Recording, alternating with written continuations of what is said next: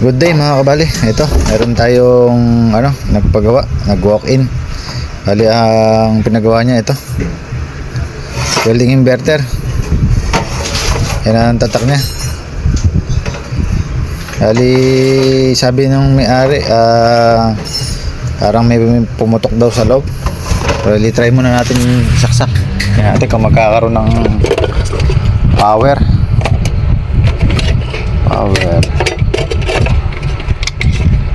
Saksak.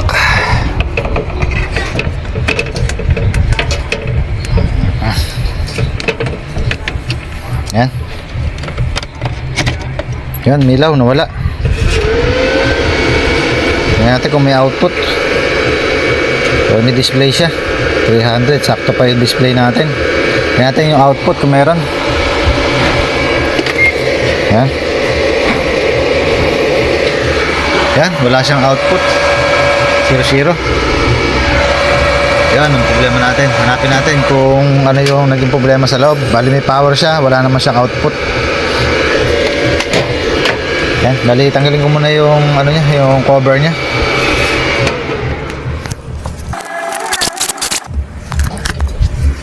Ito mga kabali yung loob niya. Bali wala naman tayong mga nakitang sunog, pero dito tayo nag-test sa sa IGBT niya.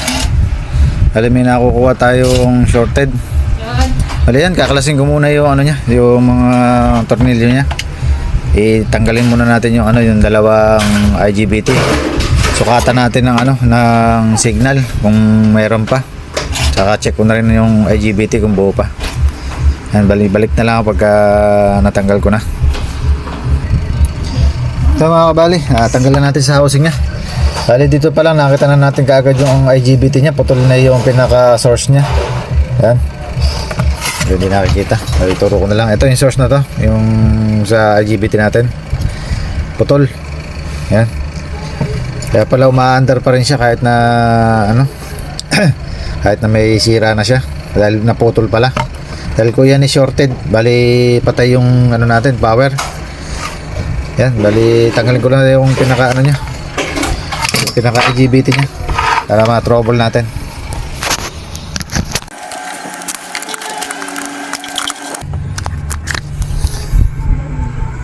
Ito mga kabali yung tinanggal nating IGBT. Isa buo pa yung paa pero shorted to.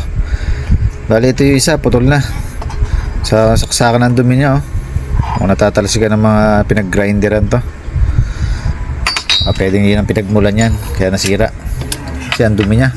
Bali dito sa parts transformer natin, yung mga diode resistor dito sumabog din. Bali kung makikita natin, ayan, bahid pa ng sabog. Dumiretso sa may paano parts transformer natin. Ayan, bali lilinisin ko muna yung welding. Saka kung ito trouble muna to yung mga resistor, diode sa capacitor. Tanggalin ko muna to ang parts transformer natin para balik na lang ako pagka naiayos ko na nandito. Ito mga kabali, napalitan na natin yung diode resistor capacitor dito, mga sira. Kabit na rin natin yung parts transformer natin. Testing muna tayo ng signal. Tingnan natin kung meron. Kasi nilagyan ko na siya ng kakapitan ng ground. Ito. Ilagay na rin ako pasamantalang wire para sa switch sa mismong plug natin. Ito, lagyan na natin ng to. Natin din sa kabila muna. Dito. Yan. Bali, try natin yun. Tingnan natin kung magkakaroon signal. Yan, meron. Sa isang side meron dito 47, 48, 49 kilohertz. Yan. Tagal lang mamatay. Bali may pondo pa. Lipat natin sa kabila. Yan, meron din. Parehas lang. Naiayos na natin yung mga resistor na tinanggal natin. Mga sira. Bali safe nang lagyan ng ng IGBT. Kabitan ko lang siya ng IGBT, tapos testing tayo. Tingnan natin kung magkaka-output na. Balik na lang ako pagka nakakabit na yung IGBT. Ito mga kabali, nailagay na natin yung IGBT natin. Ayan. 60 and 60. Dalawa. Bali, ang brand niya SL. SL. Super Transistor. Ito, bali, testing natin. Tingnan natin kung mayroon ng output. Bali, dito na lang tayo magte-test. Dito, saka dito. Sa sink. Saka dito sa, sa shunt niya. Ito, bali, lagyan lang natin. Bit natin yung isa. Ito natin nalalagay ito. Ayan, dyan. Saka dito. Ayan natin kung merong output. Ayan, nag-on na.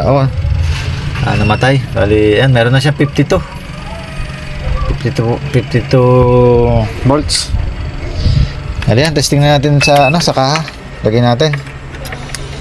Para matesting natin sa welding rod kung tutunaw siya. Bali, ito yung mga yung mga gamit nating pinapalitan natin, nandito na lahat. Natanggal na. Kabit ko lang sa housing niya, tapos testing tayo. Ito mga kabali, naka-setup na yung pan-testing natin. Yung mga natin, wire. Bali, testingin ko na lang. Natin kung lulusa, kung wala ang magiging problema.